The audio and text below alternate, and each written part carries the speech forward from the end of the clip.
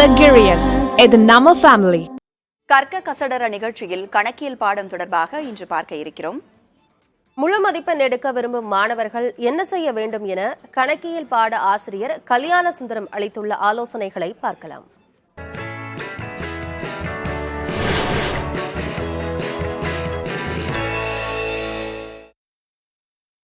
வர 11ஆம் தேதி 12ஆம் வகுப்பு மாணவர்களுக்கு அக்கௌண்டன்சி எக்ஸாம் நடக்க இருக்கு. இந்த தேர்வுக்கு எப்படி தயாராகிறது, முழு மதிப்பெண் பெறுவது எப்படி, கம்பல்சரி கொஸ்டின்ஸ்லாம் எந்தெந்த சாப்டர்ஸ்ல இருந்து அதிகமாக வரதுக்கு வாய்ப்பு இருக்கு அப்படின்ற பல விஷயங்கள் குறித்து தான் நம்ம இன்னைக்கு கற்க கசடர நிகழ்ச்சியில பார்க்க போறோம்.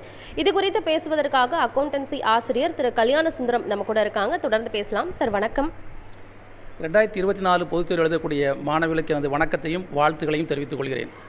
அக்கௌண்டன்சி தேர்வில் முழு மதிப்பெண் பெறுவது மிக எளிது. தொடர்ந்து பயிற்சி பெற்றிருந்தால் நம்ம இந்த தேர்வுக்கு நீங்கள் முழு மதிப்பெண் பெறுவதையும் மிக எளிதாக எடுத்துவிடலாம். அதே சமயத்தில் தேர்ச்சி பெறுவதும் மிக எளிது.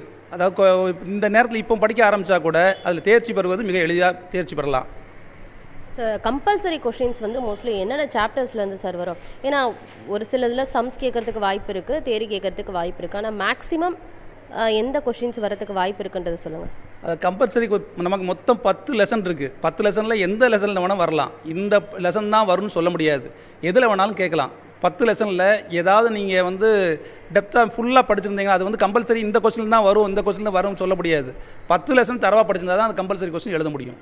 1 மார்க் கொஷின்ஸை பொறுத்த வரைக்கும் அதில் 5 கொஷின்ஸ் வந்து அப்ளிகேஷன் ஓரியன்டாக இருக்கும். ஏன்னா கிட்டத்தட்ட ஒரு 5 கொஷின் வரைக்கும் வாய்ப்பு இருக்குது அப்படின்னு சொல்லப்படுது.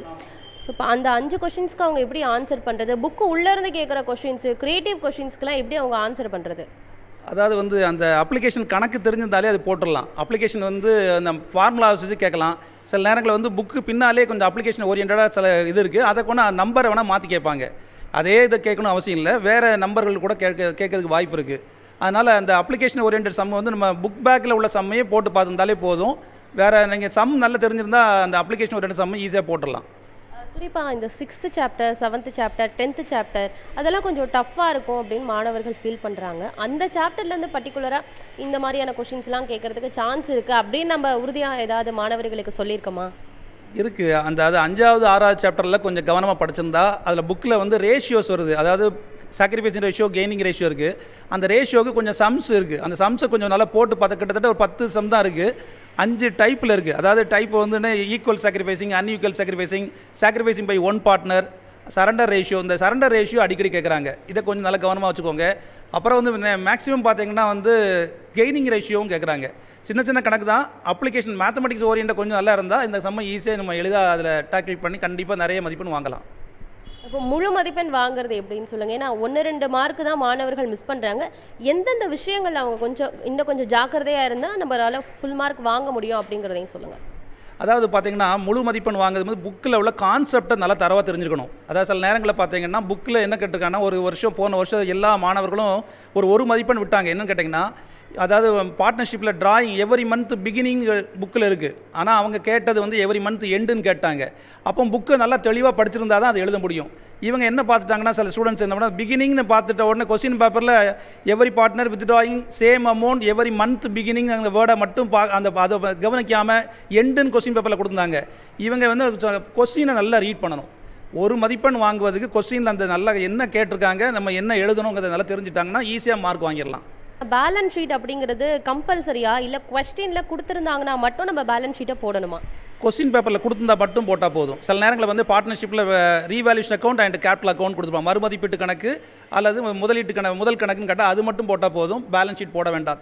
அவங்க பேலன்ஸ் ஷீட்னு சொன்னால் ஃபைனல் அக்கௌண்ட் கேட்டிருந்தால் போடலாம், இல்லாட்டா போட வேண்டாம். தேவையில்லாத போது செய்ய வேண்டாம். அதே போல் அக்கௌண்டன்சிங்கும் போது நிறைய சம்ஸ் தான் அதிகமாக கேட்பாங்க, தேரிஸ் வந்து கொஞ்சம் கம்மியாக தான் கேட்பாங்க. ஆனால் இப்போ ஃபுல் மார்க் வாங்குற மாணவர்கள் தேரிலையும் கான்சென்ட்ரேட் பண்ணும் இல்லையா? அது எந்தெந்த சாப்டர்னு கொஞ்சம் கிளாரிஃபை பண்ணி சொல்ல முடியுமா? அதாவது நம்ம 10th சாப்டர் கொஞ்சம் நல்லா படிச்சுக்கணும். 10th சாப்டரில் தியரி நிறையா இருக்குது. அதை கொஞ்சம் கான்சென்ட்ரேட் பண்ணால் தியரி எழுதணும்னு நினச்சாங்கன்னா அதை எழுதிக்கலாம். இல்லாட்டா வந்து மற்ற சாப்டரில் பார்த்தீங்கன்னா 5வது 6வது சாப்டர் நல்லா பார்த்துட்டிங்கன்னா போதும். 4வது சாப்டர்லேயும் கொஞ்சம் தியரி வர வாய்ப்பு இருக்குது. 3வது சாப்டரில் கான்செப்ட் நல்லா தெரிஞ்சுக்கணும். அதே போல் சார், இப்போ முழு மதிப்பெண் இப்படி வாங்குறதெல்லாம் சொன்னீங்க. ஆனால் சில மாணவர்கள் இதில் பாஸ் ஆனால் போதும் அப்படின்னு ஒரு சில மாணவர்கள் படிச்சுட்டு இருப்பாங்க. அவங்களுக்கு என்ன சொல்ல விரும்புறீங்க? எந்த சாப்டர்ஸ் மட்டும் படித்தா பாஸ் மார்க் வாங்கிடலாம்? தேர்ச்சி பெறணும்னு நினைக்கிறவங்க ஃபஸ்ட்டு சாப்டர்லேருந்து லாஸ்ட் சாப்டர் ஒன் வேர்டு தரவாக படிக்கணும். அதுக்கப்புறம் நமக்கு வந்து இந்த 1வது சாப்டரில் 6வது சம்லேருந்து 9வது சம் வரைக்கும் இருக்குது. அந்த சம்மில் ஏதாவது ஒரு 5 மார்க் கண்டிப்பாக வந்துடும். 2வது சாப்டரில் முதல் 7 சம் பார்த்தா போதும். 3வது சாப்டர் விட்டுருங்க. 4வது சாப்டரில் 11 சம் தான் இருக்குது. அந்த 11 சம்மையும் நல்லா பண்ணிட்டா கண்டிப்பாக தேர்ச்சி பெறலாம். இப்போ லாஸ்ட் மினிட்ல படிக்கக்கூடிய மாணவர்களும் இருக்கிறாங்க. ஏன்னா ஒரு வருஷம் ஃபுல்லாக படிச்சுட்டு இருப்பாங்க. அதை லாஸ்ட் நேர ப்ரிப்பரேஷன் அவங்க எப்படி பண்ணணும்? ஏன்னா ரிவிஷன் மட்டும் தான் பண்ணணும். ஆனால் சில மாணவர்கள் புது சப்ஜெக்ட் எடுத்து கூட படிச்சுட்டு இருப்பாங்க. லாஸ்ட் நேர ப்ரிப்பரேஷன், இந்த ரிவிஷன் எப்படி பண்ணுறதுன்னு சொல்லுங்கள் சார். அதாவது வந்து நம்ம இது வரைக்கும் புதுசாக எதுவும் படிக்கக்கூடாது. இது வரைக்கும் நம்ம என்ன தெரிஞ்சிருக்கோமோ அது மட்டும் பார்த்தா போதும். புதுசாக அந்த மாணவர்கள் கற்றுக்கிட்டு இப்போ வந்து சில நேரங்களில் வந்து ஷேர் கேபிட்டலில் வந்து ஃபொர்ஃபியூச்சர் யூஸ்வலாக சில பேர் கன்ஃபியூஸாக இருந்தால் அதை விட்டுறலாம். சில எது உங்களுக்கு இந்த ரேஷியோ சம்ஸில் சில ஃபார்முலா கன்ஃபியூஸ் பண்ணால் அதை கூட இது பண்ணிக்கலாம். அதாவது தேர்ச்சி பெறணுங்கிற மாணவர்களுக்கு நல்ல படிக்கணும் மாணவர்கள் எல்லாமே பார்த்துக்கிடணும். எது வேணாலும் கேட்கலாம், எப்படி வேணாலும் கேட்கலாம், எந்த ஆப்ஷன் வேணாலும் வரலாம். நமக்கு வந்து ப்ளூ பிரிண்ட் கிடையாது, ஒன்றும் இல்லாதனால எந்த கொஸ்டின் எப்படி கேட்பாங்கன்னு சொல்ல முடியாது. அதனால் நம்ம நிறைய மதிப்பெண் வாங்குறவங்க 9 சாப்டருக்கு தெளிவாக இருந்தால் போதும். தியரியை பற்றி வந்தாங்கன்னா லாஸ்ட் சாப்டரில் தியரி கேட்கறதுக்கு வாய்ப்பு அதிகமாக இருக்குது. டைம் மேனேஜ்மெண்ட் பற்றியும் சொல்லுங்கள் சார். நிறைய மாணவர்கள் சிலர் அடித்து திருத்தி அந்த மாதிரிலாம் எழுதுவாங்க. எப்படி ப்ரெசென்ட் பண்ணணும், டைம் மேனேஜ்மெண்ட் பற்றியும் சொல்லுங்கள். மொத்தம் நமக்கு 4 part A, part B, part C, part டிங்க 4 பிரிவு இருக்குது. பார்ட் ஏல வந்து 20 1 மார்க் இருப்பாங்க. அந்த 20 1 மார்க்கு ஒரு 15 நிமிஷத்தில் செஞ்சிடணும். அப்புறம் 2 மார்க் பொறுத்தளவு 3 நிமிஷம் எடுத்துக்கலாம். 3 நிமிஷம் எடுத்துக்கிட்டீங்கன்னா எடுப்பீங்கன்னா 7 கொஸ்டின் 7 3 21 நிமிஷம் எடுத்துக்கிடலாம். அதில் வந்து ஒரு கம்பல்சரி கொஸ்டின் 30வது கொஸ்டின் வரும். அந்த 30வது கொஸ்டினை முதல்ல நமக்கு தெரிஞ்சிருந்தால் எழுதுங்க, இல்லாட்டா கடைசி நம்ம யோசனை பண்ணி கூட எழுதக்கூடிய ஒரு கிரியேட்டிவ் கொஸ்டினாக கூட கொடுக்கலாம். அதை கொஞ்சம் கவனமாக இருக்கணும். அதுக்கப்புறம் பார்த்தீங்கன்னா 31லேருந்து 40வது கொஸ்டின் வரைக்கும் பார்ட் சி, இதில் 3 மார்க்ஸ், இதுக்கு 6 நிமிஷம் வரைக்கும் எடுத்துக்கிடலாம். மேக்ஸிமம் அதுக்கு 6 நிமிஷம் பார்த்தீங்கன்னா 7 6 42 நிமிஷம் வரும். அது கிட்டத்தட்ட ஒரு அரை மணி நேரத்துக்கு 45 மினிட்ஸ் வரைக்கும் கிட்ட தான் வரும். அதை கொஞ்சம் அந்த மேனேஜ் பண்ணிக்கணும். சில நேரங்களில் வந்து சில கணக்குக்கு அது நம்ம எடுக்கக்கூடிய சாய்ஸ் இந்த பார்ட் டியை பொறுத்தளவு 7 கொஸ்டின் எய்தர் ஆர் கேட்டிருப்பாங்க. அந்த எய்தர் ஆர் கொஸ்டினில் எடுக்கும்போது நம்ம செலக்ட் பண்ணது நல்லா கரெக்டாக இருக்கணும். நமக்கு எது ஈஸின்னு தெரிஞ்சோ அதை அப்ளிகேட் பண்ணணும். சில நேரங்களில் பெரிய சம்மாக எடுக்கக்கூடாது.